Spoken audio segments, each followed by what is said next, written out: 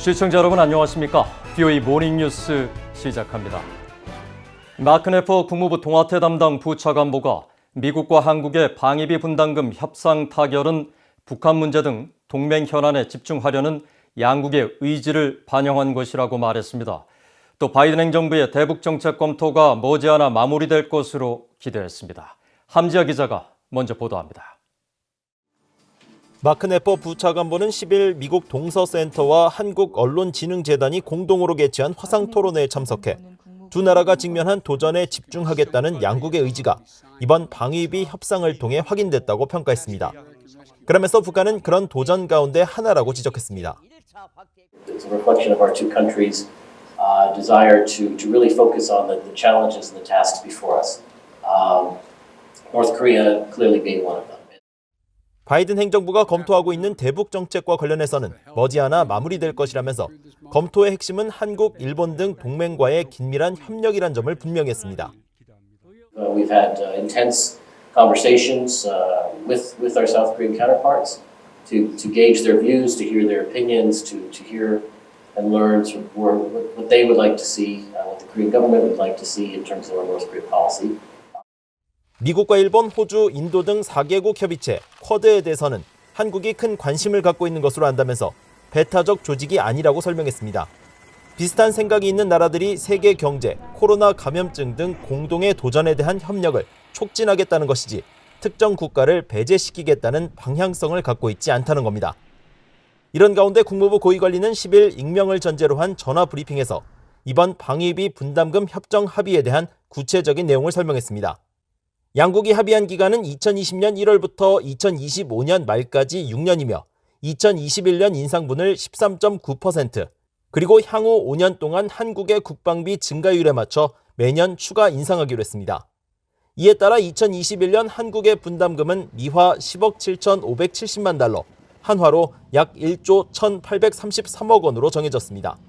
이 관리는 이번 인상률이 큰 것은 사실이지만 여전히 과거 한국이 부담한 비율 약 44% 수준에서 크게 벗어나지 않았다는 점을 강조했습니다. 또 바이든 행정부는 동맹 관계를 되살리기 위한 노력의 일환으로 이번 협상을 신속하게 마무리 지을 수 있는 방법을 찾는 데 큰 힘을 보탰다며 이번 합의에 의미를 더했습니다. VOA 뉴스 함지아입니다. 미국과 일본, 미국과 한국의 외교 국방장관 2+2 회의가 오는 15일부터 일본과 한국에서 각각 열립니다.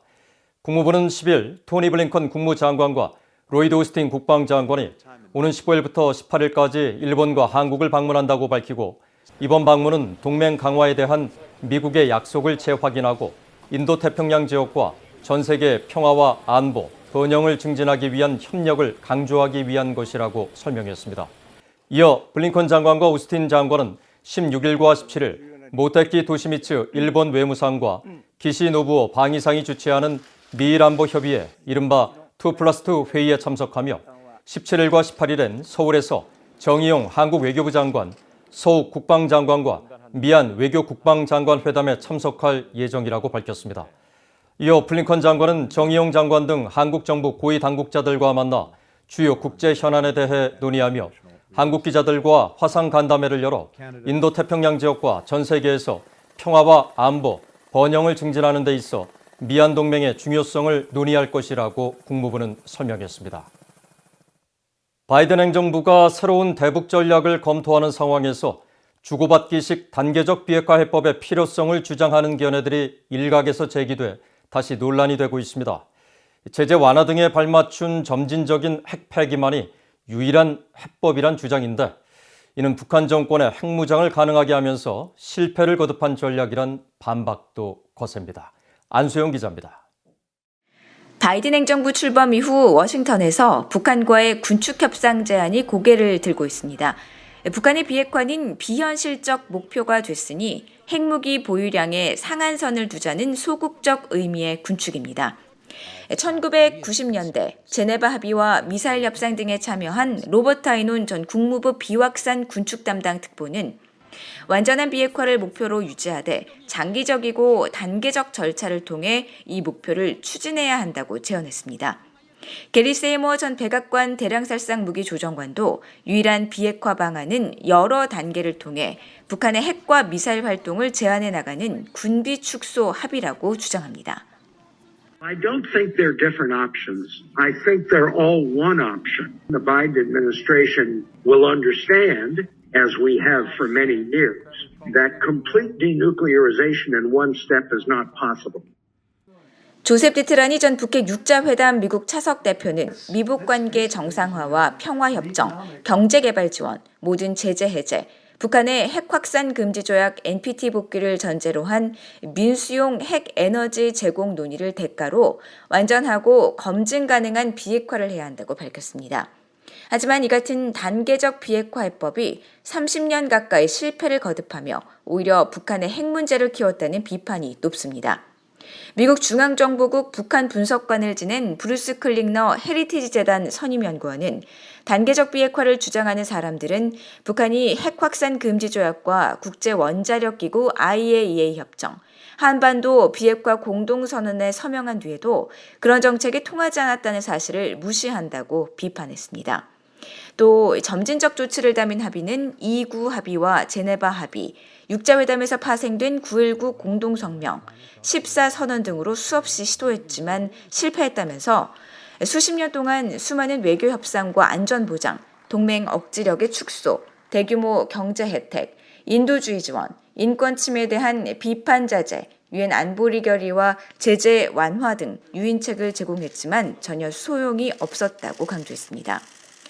브루스 벡톨 엔젤로 주립대 교수는 핵 포기 의사가 없다는 사실을 알면서 북한의 부분적인 폐기를 제한하는 것이 무슨 소용이 있냐면서 북한이 탄도미사일 350기를 갖거나 200기를 갖거나 아무 차이가 없다고 지적했습니다. What we're talking about is really containment as opposed to dismantlement. In other words, we're talking about a miniature Cold War where we know North Korea is not going to dismantle their nuclear weapons. Then what is the point of talking to them about partial things they're going to do? Because what difference does it make if North Korea only has 200 Musadon missiles as opposed to 350? 전문가들은 단계적 접근법이 30년 동안 실패한 근본적인 이유로 북한 지도자의 비핵화 의지에 대한 오판을 꼽습니다. 김정일, 김정은으로 이어지는 북핵 개발 총책임자의 목적은 핵 무장국이 되려는 것인데 소위 중간 단계에서 일부 프로그램을 동결하는 제스처에 왜 의미를 부여하느냐는 지적입니다. VOA 뉴스 안소영입니다. 프랑스 군 당국이 북한 정권의 불법 선박 환적 활동 정황을 포착해 공개했습니다. 최근 투입한 함정을 통해 북한의 불법 환적 정황을 포착한 것인데 국제사회의 감시 활동에도 불구하고 북한 정권의 불법 정제유 수입이 계속되고 있다는 지적입니다. 오택성 기자입니다. 어둠이 내려앉은 캄캄한 바다 위.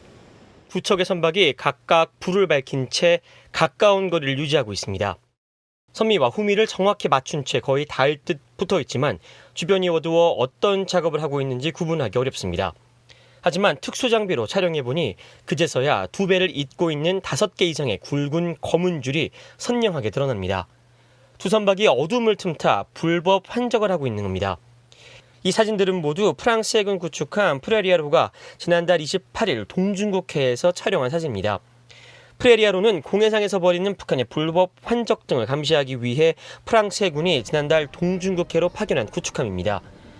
프랑스 군 당국은 9일 페이스북과 트위터 등을 통해 해당 사진들을 공개하며 두 척의 유조선이 불법 환적 활동이 의심되는 활동을 벌이고 있었다고 지적하면서 이번 적발은 북한의 불법 활동 감시가 왜 필요한지 보여준다면서 이번 사안을 유엔 안보리에 보고했다고 밝혔습니다.